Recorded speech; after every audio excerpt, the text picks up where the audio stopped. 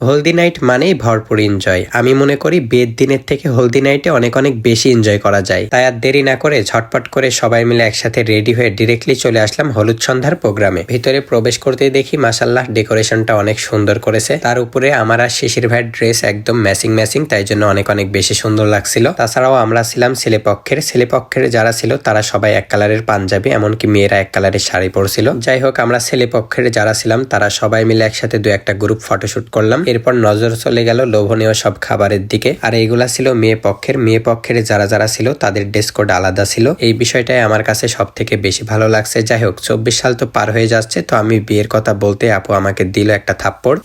চারিদিকে সবার বিয়ে হয়ে যাচ্ছে, কিন্তু আমার বাসা থেকে বিয়ে দিতে রাজি হয় না, শুধু অন্যদের বিয়ে খেয়ে বেড়াই। তবে এবারে যে করে হোক 25 সালের ভিতরে বিয়েটা করেই ফেলবো। তবে আজকে যেহেতু হলদি নাইটে আসছি, ভরপুর ভাবে এনজয় করি, উড়াধুরা ডান্স করি। তো এখন সবার উড়াধুরা ডান্স দেখেন।